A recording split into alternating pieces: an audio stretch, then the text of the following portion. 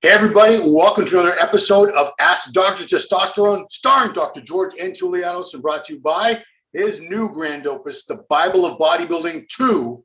Hold that up, George. Look at this thing. Look at how thick it is. It's thicker than a Bible. Everything you need to know about training, nutrition, supplementation, PEDs. How many pages is that bad boy, George? Yeah, it's 700 and the text up to 470, and the rest is all the pictures from my CV, you know, the articles, the online, the interviews, other contributions, so somebody can understand my contribution to the bodybuilding community, apart from the text, which is also enhanced with the 37 Q&As from our shows, you know. Yeah, yeah, this is never say never. I don't know if I have other material to put on, you know, but this is a little bit more enhanced, and well, definitely if people can absorb this knowledge, they not only the advanced, but not only the beginners, but the advanced also, they are covered with all the basic stuff, you know. So training, nutrition, supplementation, gear, prevention in doping, but also some TRT, HRT basics. Yeah, I wish I had that help in my early years, you know. If I had that book when I was like 20 years old, I'm sure I would have it would have kept me from making a lot of mistakes. You know, during the weekend, I think I was on Friday or Saturday, I had a call with a patient that now he escaped from the dialysis because he's into a kidney transplant. You know, he was a world champion amateur. Oh, wow. And he revealed to me that just before operating him for the new kidney, the doctors asked him, "Have you regret this?" And he said, "No, but we'll do it in a different way." You see? Yeah.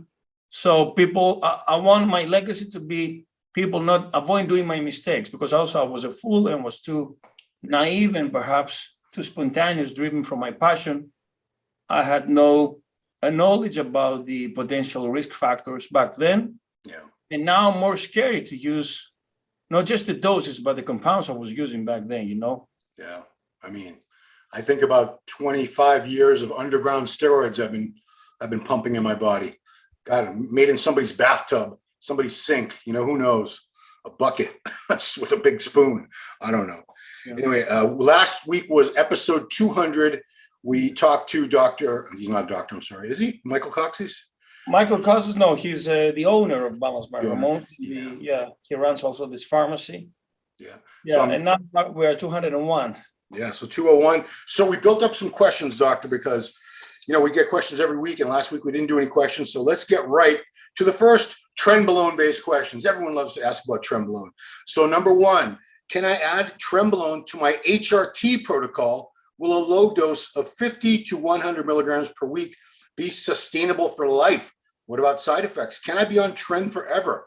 What are the pros and cons? Well, I don't think so. There's a misconception here. People think that with testosterone, you can add any kind of steroid. No, replacement therapy is about being healthy physically, mentally, and forget about the gear.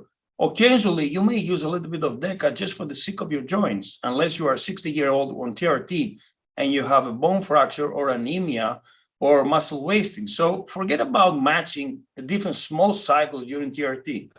Apart from this, any kind of steroid in the long run will give you cardiovascular issues with dyslipidemia, with elevation in hematocrit. And we know that Trenbolone, because it's not pharmaceutical grade, it may have some other risk factors and definitely can contribute to neurodegeneration. So I would stick with TRT and occasionally use a little bit of Deca for dry joints, and that's all. Yeah. Yeah, imagine 100 milligrams of Tren for the rest of your life. I wonder what would happen. All right, well, let's get to the next one. I recently did my bloods, and my serum CK was 833 IU/L, well over the desired range. My doctor said this is a result of hard weight training, could lead to damage to other organs. What is your opinion on this? Yes, so this is the classic rhabdomyolysis.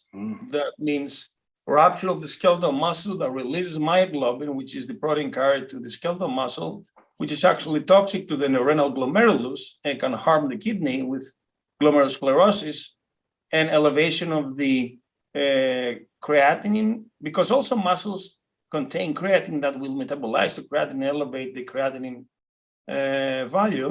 And that also is reversely related to the GFR, so GFR will drop. Take it easy, because apart from the kidney damage, you also have this so-called pharmaceutical hepatitis, because there's interaction between the skeletal muscle and the liver. They have the same receptors for the liver enzymes. And also, most importantly, you degrade your own body. You're breaking down your muscles like having a scalp, and you chop it down in pieces. You're not recovering, and you catabolize it. Yeah. So what is this person, if you're in that situation, what do you recommend a person does if they're in that Rest rhabdomyolysis? for 2 days or 3 days rest, eat a lot of animal protein, fill up the muscle glycogen stores, use plenty of BCAAs and glutamine for anticatabolic reasons, and sleep well. That's all. Otherwise, you're going to go downhill, and you're not going to perform in the gym. You're going to have the opposite. Too much of cortisol will give you also muscle breakdown, visceral fat, and CNS damage also. You're going to collapse. Yeah. Okay. Next one is training question. We like to get the occasional training question. We don't always want to talk about drugs. Forearm training. I have no problem with wrist and reverse wrist curls. They work well for me, but every time I try side wrist curls with a hammer, the next day I have intense pain in my forearm, not while doing the exercise, but the next day. I believe I'm doing them correctly. I have no sprains or injuries, no carpal tunnel, and no pain except after this specific exercise. Is this common? I never even heard of anybody doing. Is this a side wrist curl, I guess? No. I don't think this exists, because, we have here the ulnar and the radius, the two bones. Yeah. This motion here is very narrow, okay? And actually, you're going to stress your wrists. Right. So this is bullshit, totally, okay? You don't flex any major muscle beside the flexors that are minimal muscles over here. So this is the main, not even this, the opposite, not even this is so, so important. And for the brachyradialis, we just do the supinated wrist curls, Reverse curls, yeah. Hammer curls. curls. Exactly, yes. Yeah. But this is bullshit, come on. You can do this, definitely. And also you can do with a rope. We have one of those at the gym. Burning, yes. Yeah, those are tough. Doctor, let me ask you, have you ever seen anybody with very weak forearm development use actual isolated exercise like wrist curls and forearm and reverse curls and get big forearms? Everyone I've ever met with big forearms has never done one rep for their forearms. It's just a result. Forearms, like calves, they have resistance threshold in lactate, so they need 15 to 12 reps, just like the abdominals also. And I have to tell you, Kai Green and Arnold Schwarzenegger had weak forearms. Yes, yeah, Kai's compared to the enormous biceps and triceps size, Yeah. There are other guys like Phil Heath had crazy forearms, or Lee Priest, for instance, Yeah. The Mentor brothers, Ray and Mike Mentor. I remember an old picture in a book of both of them, and their forearms inserted. It's like a calf. It's short. You don't have much potential for growth. If the muscle inserts way up near the wrist, you can have a massive forearm. And that's all those guys you mentioned, they certainly did. Question for the doctor. Does adding other compounds like Deca or EQ to any standard TRT dose, say 125 milligram testosterone, increase your testosterone levels, decrease them, or does not affect your overall free test at all? In what way does stacking other agents affect or impact a standalone test cycle? Not the total testosterone, but the free, but not every compound. Those they have high affinity to bind tightly with the 6-BG, like the DHT derivatives. Okay. Primo, Winstrol, Anavar, Masteron, and Proviron, they liberate a lot of free testosterone. That's why they're also considered as libido enhancers. Yeah. Even within replacement therapy. Okay. I don't think Deca bites tightly. No, not even Equipose. Precisely, they are not so androgenic. But stick the other compounds that I told you that do not aromatize also. What about total tests? So if I add on some other compound, does my total testosterone raise? No, we had another question, and as a matter of fact, I've seen that also in evidence, so in paperwork, that it's not affected the total testosterone because these are testosterone derivatives, but the free. And the free in the case that you're using those compounds that can crush this 8-BG. Okay, gotcha. All right. Next one. I get my blood work every 3 months, and my creatinine level is usually 1.3 or 1.4 if on a cycle with a 70 GFR level. The last blood work, 3 weeks after the last shot of my cycle, the creatinine went way up to 1.74. GFR went to 49. This scared me, so I got a Cystatin C and an eGFR test. That came back in the normal range, thankfully. I'm now off cycle and on TRT, 200 milligrams a week, so hopefully my creatinine will go back down. My question is, should I be concerned about such a high creatinine level, even though the Cystatin C and eGFR levels came back to normal? I got all this analyzed by Dave Crosland's company, and they said the high creatinine is due to my weight training and not indicative of a true kidney issue. What do you think? Not necessarily. The high creatinine is related to the body mass index also, apart from the rhabdomyolysis. So the more muscle you have, the higher the creatinine, because you have a lot of muscles that break down, release a lot of creatine that metabolize to creatinine. Yeah. And also, the more muscle you have, the more rhabdomyolysis you have, okay? The higher the CPK enzyme, and the more myoglobin will be toxic to the renal. That's why the GFR is not the ideal for bodybuilders, okay? Because usually bodybuilders have a high body mass index over 30, and usually does not apply to sedentary to bodybuilders. But also, you have to know that sedentary people with a small BMI of 25, they have shorter, the higher range of the creatinine, let's say 1.1. Yeah. Unlike a gigantic guy like Peter Andre the Giant, you know, Yeah. was 7 feet to 350 pounds, and maybe his upper creatinine level was 1.5, you know. But the Cystatin C, indeed, there is another factor that Thomas O'Connor mentioned this, that we have to evaluate, and of course, the 24-hour clearance of the creatinine. That's why you should stay away 2 to 3 days before checking out the creatinine. Hydrate a lot. Yeah. Do not take creatine monohydrate. Stay out from red meat for 1 week. Do not take some aminoglycosides, some toxic compounds for the kidney, these antibiotics. Certainly stay away from Trenbolone and see how high it is, you know, and consider that if you are a big guy, you're more likely to have a higher creatinine level, okay? Okay, good advice. It's a lot of stuff, guys, to remember for your next time you get blood work. Please listen to that again and do all that stuff so your creatinine. No, the kidney does not get toasted in a night. You know, it's progressively. And this guy that he's now in a kidney trial told me that after the shows he was 1.7, 1.8, and he thought it would be okay, you know, gradually, but he didn't pay attention. And eventually, just before his kidney transplant, his creatinine was 10. Wow. Crazy, yes. I didn't even know it went that high. Is that the highest you can possibly register? Well, I've listened for 15 also in kidney failure. You know. Wow. That's scary. Next question, simple question. Do Anavar-only cycles, just taking Anavar, increase triglycerides? I don't think so. If you have elevated triglycerides, then check out your pancreas, and maybe there is a metabolic issue. But no, I don't think it's related unless you have another metabolic case of that increases the triglycerides, okay? Like pancreatitis, for instance. Okay. Next one is, in the last years, there are many people, mainly SARM users, that use enclomiphene or clomid along with one SARM or Anavar, and their hpta remains functionable, with bloods varying from half test to higher than before tests while on cycle. This way, in most of the cases, they don't need PCT or do okay with just 1 more week of endoclomiphene or clomid. And also, they do not experience low estrogen from these non-aromatizing substances and have better muscle gains due to preservation of normal test in cycle. What's your opinion on these cycles? Is a relatively short Anavar and clomid cycle like this better for a beginner than a test cycle, aside from the liver stress? Yeah, if you want to minimize the hpta reduction, you can use monodose of a DHT derivative like Winstrol, Primo, or Anavar.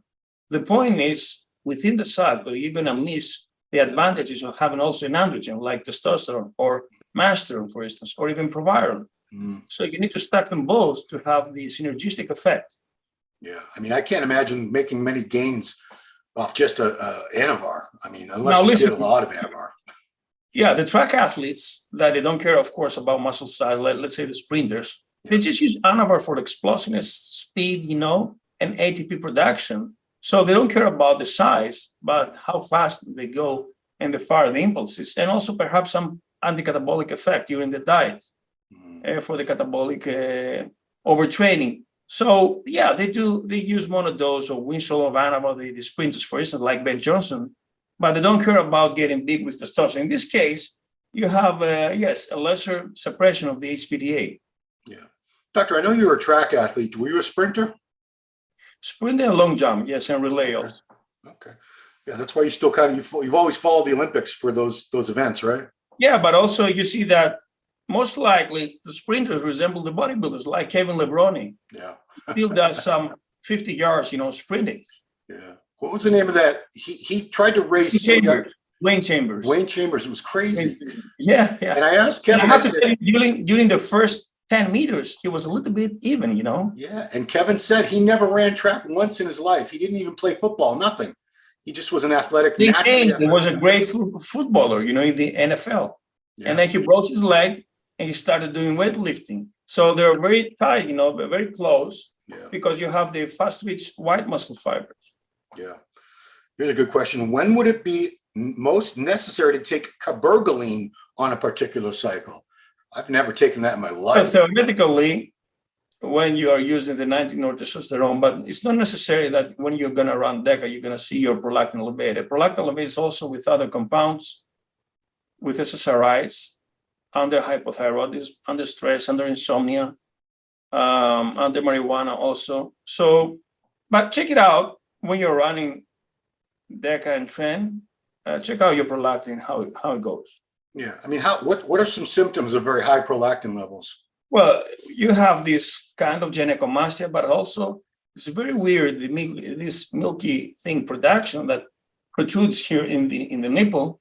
Oof. And of course, you have reduction of the suppression of the endogenous testosterone production, but also prolactinemia leads to anorgasmia. So you cannot come, basically.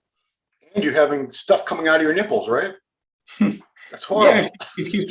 Yeah. Imagine how scary that would be as a man to have suddenly something leaking out of your nipple. Oh, I'd freak the hell out. God, okay. There are those who say a mild steroid cycle, say 200 milligrams test, 100 milligrams of Deca, does more harm than good, meaning little muscle gain, but significant side effects. They say either stick with TRT doses or go to heavier cycle, say 400 and 200. What do you think about that? Well, I told you a long time ago that I was blasting massively just for 4 weeks, and the result was too much of water gain. And within 4 weeks, you're not ready to see muscle gains already. So you're stressing a lot of your system without being able to visualize the real gains that take at least 8 weeks to 12 weeks, perhaps. Yeah.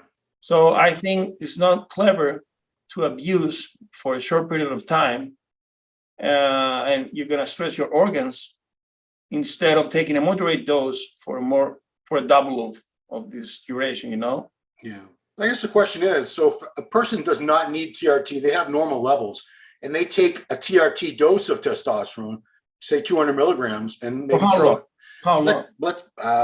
let's say they want to do that for 16 weeks. Do you think they would see results, or it's so close to a TRT dose? Better than nothing? Why not? Better than nothing? It depends on your environment, on your testosterone levels, and before you definitely have less than adding testosterone. But what's the difference with TRT? Jay Cutler uses 200 milligrams. I use, let's say, 150. We don't create our muscles in our legacy with these milligrams. We maintain the muscle that we have preserved already, So it's totally different. If I would start with TRT at 150 now, I wouldn't create the body that I'm having now. But all those years, now they're maintained at least to the point I can support with this small dose, Yeah. So that sort of speaks to the wisdom. It does make sense to use higher than a TRT dose. If you're going to go on a steroid cycle, you might as well use 400 rather than 200. Yeah, I prefer to use, let's say, 400 for 8 weeks rather than 800 for 1 week, for 1 month. 2 months for 1 month. Yeah. Because you can stay on longer. Yeah, long gradual Yeah, gains. smaller dose though, you can avoid perhaps some sides. Yeah, but I've also found the quicker you put muscle on, the quicker it comes off if you have to go off steroids or something Well, worse. the quicker means, it's not so, It's not permanent. perhaps not solid and not so mature. It's a little bit of shallow. That refers to body fat and fluid retention. Yeah. Okay. Next one. Is it possible to associate powerlifting and intermittent fasting? I feel very good fasting, but I'm afraid of losing performance as a powerlifter. I don't think so, because fasting does not establish muscle glycogen stores. You eat up your glycogen stores, and powerlifting needs energy, a lot of energy, even though you use ATP mainly, you also need muscle glycogen. How are you going to become fasted lifting in this 16 hours window fasted, able to lift those enormous weights? I don't think so, no. Yeah, Just do the fasting from dinner to breakfast. I mean, that's long enough, I think. I'd be pretty hungry. Another Anavar question. Since Anavar is metabolized in the kidneys, does that mean it is harmful to the kidneys? No, I think the meaning metabolized means excreted, Okay, gotcha. How about, does high estrogen cause the prostate to enlarge, or does high DHT cause the prostate to enlarge? Yeah, this is an interesting question. Now, the DHT definitely can give you BPH, which is not a bad scenario. All right, but during the prostatic cancer, checking out controlling your estrogens is very crucial, because the bad estrogens, estrone E1, can proliferate the cancer cells. Okay. Wow. And some others say, perhaps including Michael Kosis that we hosted last week, that optimizing your estrogens also will avoid you elevate your PSA as well. So it's not just a matter of androgens, but also estrogen balance for the enlargement of the prostate. Do not leave your estrogens excessively, Well, that's good, because now I'm finally on, is it Arimidex I think I'm on? I'm just on a quarter tab twice a week. So I'm only on 500 milligrams a week of Arimidex. I do half a milligram, yes. Half a milligram. yeah, it's very hard. The pill's tiny. It's very hard to chop it up into 4 little pieces. Let me tell They you. can formulate capsules for you. Yeah, maybe I should, because it's really hard to cut those things. They're tiny. Let's see. Here we go. Do testosterone. Here's a good one for me. Do testosterone pellets work as well as testosterone cypionate injections? I don't think so. No. Well, the problem is, I don't know if this is, I've talked about it before, because that was the first TRT that Dr. Morgenthaler put me on, was pellets. And he injected it with this thing. It's not, he stuck it this far into my glute. So good. It was way down in the glute, like 3 inches into the muscle. It should never have come out. But a few days later, I started feeling something there, a little hard. I pulled it out. It was one of the pellets. And then a few days later, another pellet came out. So they came out of my body. But I think they are slow release. They're meant so that they last in the body, like Nebido is used in Europe, the testosterone decanoate, so that you only need to do them like every 4 to 6 months. You know what? I think you're so active with your gluteus, you squeeze it a lot for bodybuilding and squats, that it's mainly for sedentary people that they don't squeeze their butts. Right. And squeezing your butt then perhaps will make this pellet go away. Yeah. It did. It squeezed it right the hell out. I brought them all back to him in a little plastic bag. He couldn't believe it. He had never seen that before. So I was a medical marvel. And our final question, why does testosterone increase appetite so much?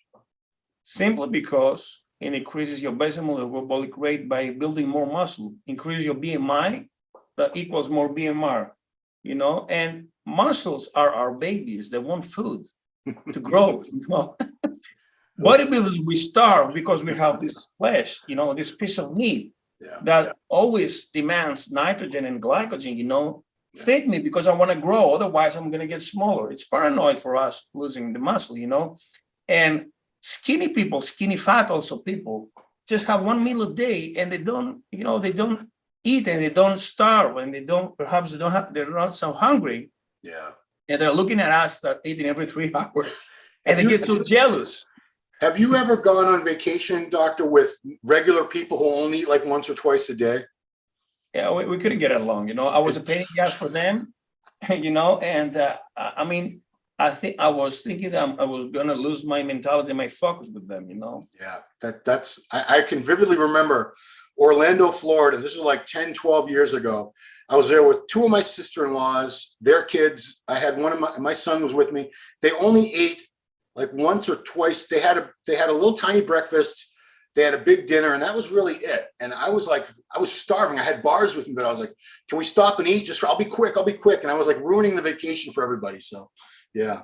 That's why bodybuilders get along to each other only, because they can understand each other, tolerate. Yeah. I can't stand these people with their slow metabolisms. They didn't need any food. I was like, come on, how can you people and they ask me always, doesn't this food get you fat? No, it gets me big, building muscles. Yeah, we're walking around freaking Disney World all day and they're not eating anything. I'm like, oh, you people suck. Anyway, that was episode 201, 201 episodes. We have answered over 2,000 questions. Wow. And I think we just added another 20 to that total. So thank you, Dr. Touliatos, for providing this service to the. By next week, you're going to have this Bible over here. Okay. Yeah, you shipped it from, it's on a slow boat from Greece right now. So I should be getting it any day now. Yeah, I'm really looking forward to it because I have the old Bible back there and and by next week, I'm going to purchase the magazines with the Cabergoline photo shoot. I'm going to frame them for my work. I'm going to tag also you and nice. and Steve Blackman and Musket Development. Yeah, those came out great. Those are some great pictures, man. Listen, Ron, it took me 4 years to become a little part in the cover. Yeah, I've been with them 20 years and I've had like little tiny pictures, but I'm never going to get a feature and I'm cool with that. It's okay. Anyway, thank you, Doctor. And guys, if you're not subscribed to the channel, subscribe to it. If you like the videos, there's that thumb thing. You should hit that with your mouse. Of course, hit your notification bells and all that. And if you have questions for the doctor for next week, please leave them in the comments below, or you can just leave some comments in general. We'd love to hear your feedback. Thanks for watching another awesome episode of Ask Dr. Testosterone with Dr. George N. Touliatos. We will see you right here next time. Yeah, buddy. Hey, did you like that video? Smash that like button, subscribe to MD, and please comment down below. Thanks for watching.